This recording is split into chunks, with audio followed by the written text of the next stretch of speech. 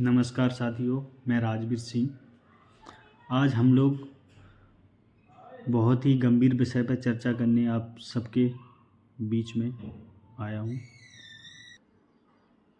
आज लोग अपने व्यक्तिगत स्वार्थ के लिए जीवन जी रहे हैं, चाहे वह SC ST हो या फिर अन्य पिछड़ा वर्ग के लोग। सभी लोगों ने अपने आत्मसम्मान को बेच करके अपने व्यक्तिगत स्वार्थ और सुविधाओं के लिए जीवन यापन करने की ठान ली है। आज सरकार की सच्चाई ये है कि SC ST को जो 14% आरक्षण मिल रहा है वह अब नाम मात्र के लिए रह गया है। अभी हाल ही में मध्य प्रदेश सरकार द्वारा निकाली गई प्रयोगशाला असिस्टेंट की भर्ती में EWS के 117 पद और अनुसूचित जाति SC के 2 पद, सिर्फ 2 पद, और ST के 10 पद और OBC के 20 पद निकाले हैं। मैं पोस्ट कोड 132 प्रयोगशाला जो लैब टेक्नीशियन की भर्ती है उसका मैं बता रहा हूँ एक उदाहरण, बाकी की सब जगह यही हाल है। अब देखिए सरकार की मंशा क्या है। इधर सरकार कहती है कि हम हर वर्ग को फादने में लगे हुए हैं और हर वर्ग का विकास कर रहे हैं और हर वर्ग को ऊंचाइयों तक ले जाने का पूरा प्रयास कर रहे हैं, जबकि सरकार की नैतिक जिम्मेदारी क्या होती है? सरकार की नैतिक जिम्मेदारी है कि वह जनता को शिक्षा, स्वास्थ्य और रोजगार उपलब्ध कराए। ये सरकार की नैतिक जिम्मेदारी है। और आज की सरकार की नैतिक जिम्मेदारी क्या बन रही है कि वह सिर्फ धार्मिक परिवेश उपलब्ध कराए। जैसे इस राजनीतिक माहौल में मैं एक क्षेत्र की बात कर रहा हूँ, मैं सिंगौड़ा विधानसभा से हूँ, तो सिंगौड़ा विधानसभा की बात करते हैं। आपके घर में जनप्रतिनिधि आते हैं, विधायक आते हैं, मंत्री आते हैं, या कोई आपके क्षेत्र का कोई जनप्रतिनिधि चुनकर जो गया हो वो आता है, तो वो आपसे बात करेगा कि आपके घर में कभी राशन मिला है अभी 2 महीने से कि नहीं मिला है, या मतलब आपको आपका परिवार ID में नाम तो नहीं कट गया, लाओ मैं बढ़वा दूंगा, ये करवा दूंगा, वो करवा दूंगा। परंतु इन चीज़ों से आपका जीवन यापन आत्मसम्मान से कभी व्यतीत नहीं होने वाला है। व्यतीत जब होगा आत्मसम्मान से, क्या उस प्रतिनिधि ने कभी आके ये कहा है कि आपके कितने लड़के हैं? आपने कहा जैसे मेरे घर में 3 लड़के हैं, तो 3 में से क्या कोई एक भी सरकारी नौकरी करता है? और सरकारी नौकरी नहीं करता है तो क्यों नहीं करता है? अभी तक क्यों उसे सरकारी नौकरी नहीं मिली? उसे शिक्षा का अभाव रहा कि उसे कभी भर्ती नहीं देखी उसने, मतलब उसके लिए भर्ती निकाली नहीं गई, या मतलब उसने उस रूप में उसको पास नहीं कर पाया। इसके 3 कारण होते हैं। एक कि उसको पहले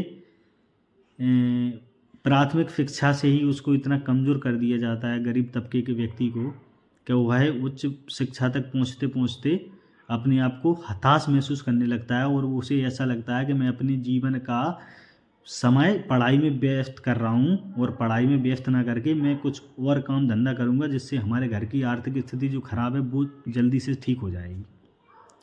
इसी चक्कर में कम से कम मैं SC ST की बात करूँ तो 100 में से 20 घरों में नौकरियां हैं, 80 घरों में नौकरियां नहीं हैं। आप एक क्षेत्र या गांव लेकर मत जाइए, आप टोटल ओवरऑल परसेंटेज निकालेंगे तो यही हाल है अपने मध्य प्रदेश का। अब इनका षड्यंत्र क्या है? इनका षड्यंत्र ये है कि यदि आप नौकरी करेंगे, आपके घर में सरकारी नौकरी होगी, तो आप आर्थिक रूप से मजबूत होंगे। आर्थिक रूप से मजबूत होंगे तो आप आत्मसम्मान से अपना जीवन व्यतीत करेंगे और अपने हक अधिकारों के लिए लोग इनसे अपनी मांग रखेंगे। परंतु इनकी सोच अलग है। इन्होंने ये सोच रखा है कि इनको आपको मानसिक रूप से गुलाम बना के रखना है, इसलिए ये धर्म के नाम पर आपको जो है गुमराह कर रहे हैं। धर्म के नाम पर गुमराह करेंगे, जातियों में बांटेंगे, क्षेत्रवाद में भी बांट रहे हैं। अब तो क्षेत्रवाद में भी लोगों को बांटा जा रहा है कि अब मुरैना का व्यक्ति दतिया में आके ये कहता है कि हम मुरैना के हैं, हमारे खिलाफ मत कुछ बात करिए, या अपन आपसी भाईचारे की कोई बात नहीं करिए, हम तो मुरैना वालों से करते हैं भाईचारा रखते हैं, हमें दतिया वालों से मतलब नहीं है। मतलब अब ऐसी लोगों की मानसिकता बनाई जा रही है कि उनको क्षेत्रवाद में भी बांटा जा रहा है। पहले जाति, धर्म और अब क्षेत्रवाद, तीनों में लोग बट जाएंगे, मतलब टुकड़े टुकड़े हो जाएंगे। फिर वो कभी संगठित नहीं हो पाएंगे, तो अपनी अधिकारों के लिए कभी भी दमदारी से अपनी मांग नहीं रख पाएंगे, जिससे अपने समाज में बड़े बड़े ज्ञानी हैं, मैं तो ये कह रहा हूँ बड़े बड़े ज्ञानी बैठे हुए हैं, बड़े बड़े अधिकारी हैं और अपने समाज के वर्कर्स हैं जो समाज सेवा में दिन रात लगे हुए हैं। कि कई लोगों ने तो अपना घर त्याग दिया कि हम तो अपना समाज के लिए समर्पित हैं, बस समाज के लिए जिएंगे, समाज के लिए मरेंगे। पर उनको ये समझ में नहीं आ रहा, मैं इन चीज़ों में, इस चीज़ में देखो, मेरा काम, अपनी जो सरकार की कमी है वो मैंने आपके साथ साझा कर दी, आप इसको शेयर करेंगे, ज़्यादातर लोगों तक पहुँचेगी। पर इसमें सबसे ज़्यादा कमी है जो सत्ताधारी पार्टी में अपने SC ST के लोग बैठे हैं, जो विधायक मंत्री बन के बैठे हैं, और वो अपनी आवाज़, इतनी दबी हुई आवाज़ में अपनी बात रखते हैं कि उनकी बात भी नहीं सुनी जाती है। आप ये देखिए कि आपकी जब किसी से लड़ाई होती है और कोई दबंग व्यक्ति, मान लो कोई अपर कास्ट का कोई व्यक्ति है जिसने आपको चाटा मारा या आपके साथ मारपीट की, तो आप थाने जाते हैं रिपोर्ट लिखवाने, तो आप सबसे पहले ये बोलते हैं कि उसने मुझे चाटा मारा, तभी तो थानेदार रिपोर्ट लिखता है। क्या आप स्वीकार करते हैं कि मुझे मारा है चाटा, तब थानेदार लिखता है कि हाँ आपको चाटा मारा है और आपके इस एक्ट के तहत उसके खिलाफ कार्रवाई की जाएगी। पर अपना समाज आज दिन तक ये मानने को तैयार ही नहीं कि हम वास्तव में आर्थिक और सामाजिक और राजनीतिक रूप से इतने पिछड़े हैं, परंतु हमारे लोग कभी इस चीज़ को स्वीकार नहीं करते हैं। इसलिए स्वीकार नहीं करते हैं और सरकार इसका लाभ ले रही है। इसका पहला उदाहरण ये है जो अपने सामने आ रहा है। लोग आरक्षण के बारे में आपसे तरह तरह की बात करेंगे और ऐसे ऐसे तर्क रखेंगे, उन्हें आरक्षण का कुछ भी पता नहीं है, पर वो आरक्षण पर बहस करने तैयार हैं। उन्हें ऐसा लगता है कि उन्होंने आरक्षण फी सब कर लिया। परंतु आज भी ऐसे अपर कास्ट में 100 में से सिर्फ 20 गरीब मिलेंगे, 80 अमीर, और SC ST OBC में, खासकर SC ST में 100 में से 20 मिलेंगे अमीर और 80 गरीब।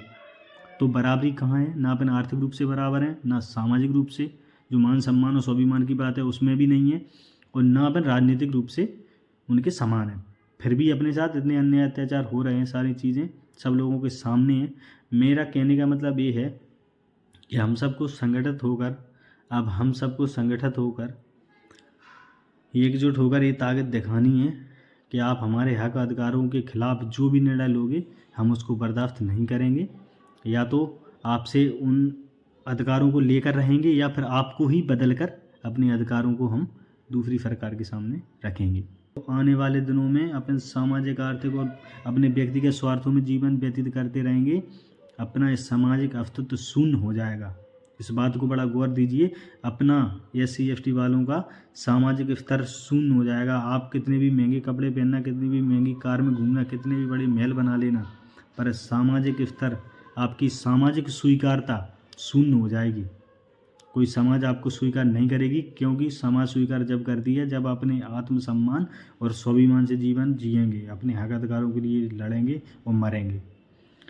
इसी के साथ मैं आप सबसे निवेदन करता हूं कि इस वीडियो को अधिक से अधिक शेयर करें। नमस्कार।